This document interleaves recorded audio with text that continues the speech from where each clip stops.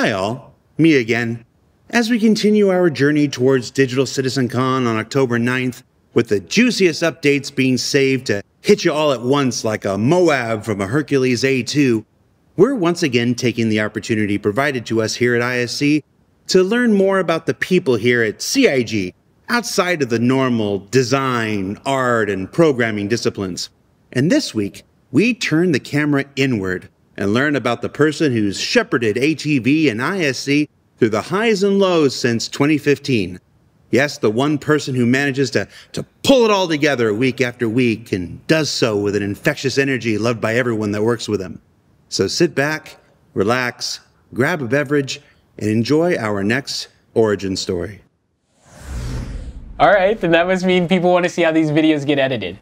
Well, it starts with a brief from marketing or production. Cut in that epic gameplay footage. Cue the music. And we all know the title.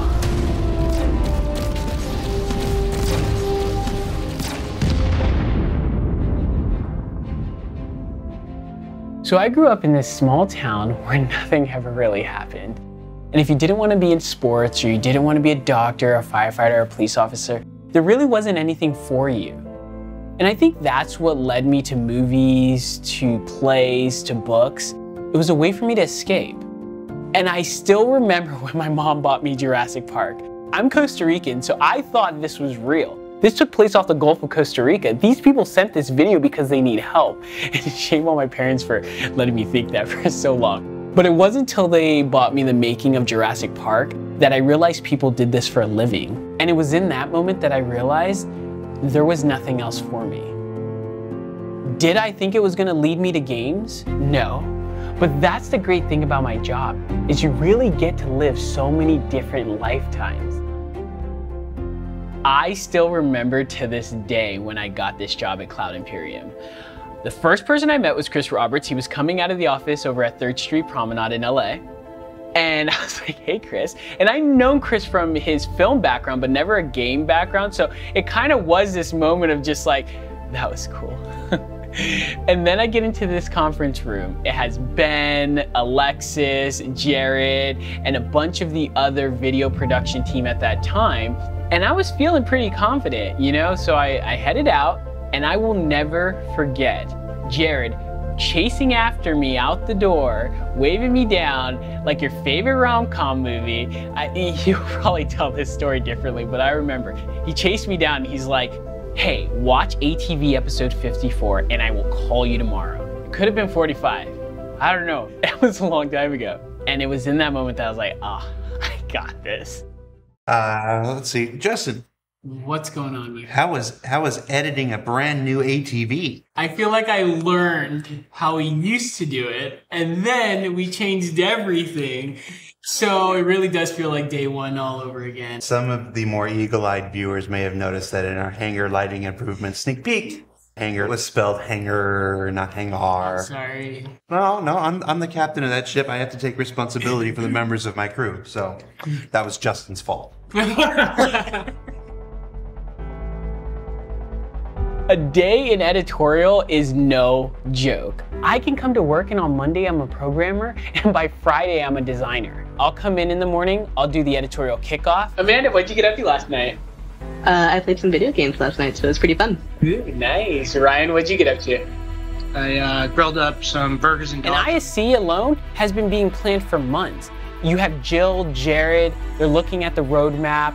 They're putting together briefs on the best way to present these features to the community. And then once they go out and they get the interviews, they bring those into editorial. I saw they sent over the footage for ISC. Ryan, did you get that? Yeah, the footage is downloaded and I replied to the handover. And then I have the A segment project prep for you, Justin, and the B segment for Amanda.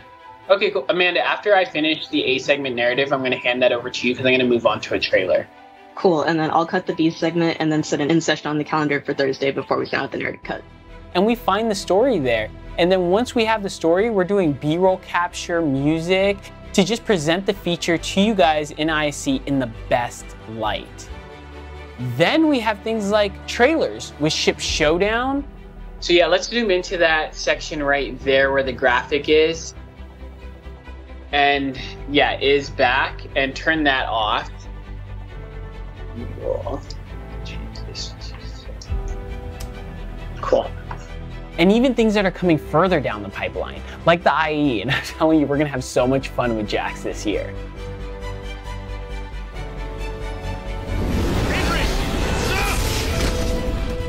But what I'm really excited about is CitizenCon, because the idea of doing something you've never done before, a completely digital event, and wrapping your head around how to just bring this epic convention to your living room is just what makes this job so awesome.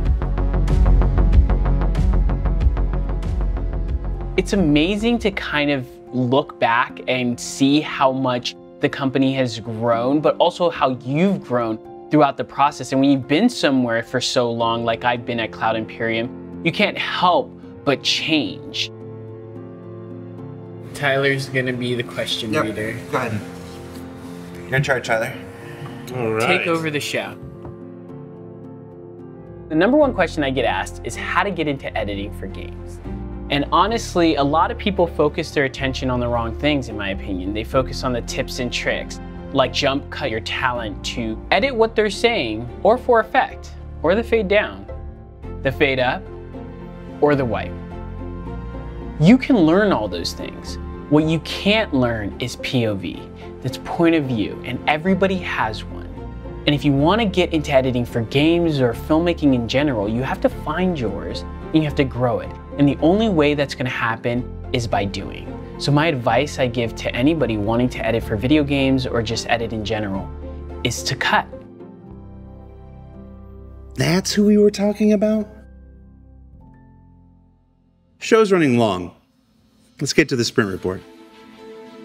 Last week we showed you a look inside 3 of the new hospitals coming online for Alpha 315, and eagle-eyed viewers might have noticed a 4th snuck in there along with the upcoming space clinics.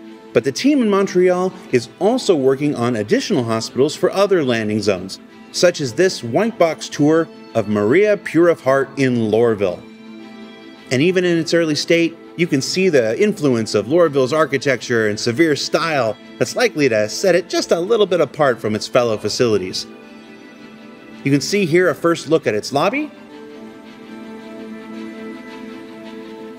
and of the ward rooms further in.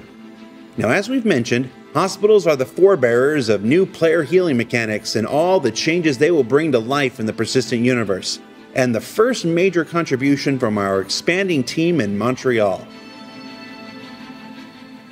And if you want to know even more about that team, be sure you check out last week's Star Citizen Live, available now on YouTube, for your first chance to meet several of the folks blending new locations and gameplay throughout the Stanton system and beyond. Work also continues concepting the shape and style of hacking ports, soon to be found throughout the persistent universe. Now, previous thoughts leaned heavily on the squared fold-out box you can see here, but the team wanted to see if they could make them maybe a little less intrusive and more compatible with the variety of areas one might find them in. So this second round of work focused on a recess design that can pop out of not just the wall, but any floor as well, opening up far more places that they can be found.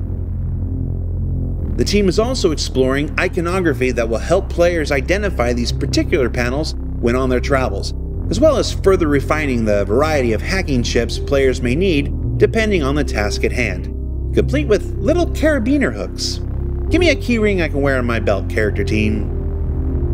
Ultimately, hacking aims to provide more complexity and a variety of options in how they tackle a situation, and we'll be learning more about the gameplay and how players will interact with these terminals next quarter. Up next, let's jump back to the Nyx system with a look at some of the flora being developed for the various services we showcased several weeks ago. Starting with this agave succulent that's broken into smaller component stages, starting with ground scatter, to base plant, and then flowering stalk. Now, as with ships, this is the white box stage for these plants, used to validate proportions, silhouettes, and such things like potential variants. We also have these aloe plants, which should come in super handy because of all the sunscreen you'll need, because of the dying star. And that's Pyro! It's not Nyx, so that joke doesn't make any sense. And Justin is clearly spending his time overseeing the edit of his own segment, or he would have cut this. Moving along, underneath those plants, a sprint was recently completed on some of the new geology assets that will be sprinkled across the surface of Nyx I, such as these smooth layered plateaus. What you're seeing here are several different class sizes, from small to large, straight out of the Houdini software suite. Now once they're properly integrated in the game engine, systemic features like terrain color pickup and biome accumulation will alter the assets, further blending them into whatever area of the planet we happen to find them in. There's also these sexy modeling shots here. I'm gonna call this one Bam Bam, this one Barney Rubble, and you can be Fred Flintstone. You complain, but these jokes are my bedrock. Alright, let's move on up to a pterodactyl eye view and take a look at continuing development of Nyx I height maps. Now for those of you familiar with the lore, this particular planetoid is supposed to be heavily mined for its valuable resources, so the environment team began creating additional height maps for some of the older, more heavily affected areas throughout its history. Now these are first pass explorations in Substance Designer, but they'll continue to evolve before eventually being incorporated into some of those amazing ones you saw in previous weeks. Moving along to ship and vehicle updates, the Drake Vulture continues to progress through its white box stage with these early looks at the upcoming Salvage ship.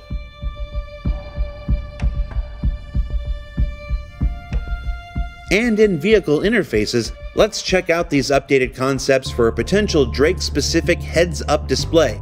Now there are multiple artists making multiple pitches, and this is just one of them, but the group responded pretty well to the overall aesthetic shown here, and it reminded several folks of old Russian military helicopters. Whether this or a different concept goes forward remains to be seen, but it's always exciting to peek behind the curtain and see what's going on in the land of user interfaces.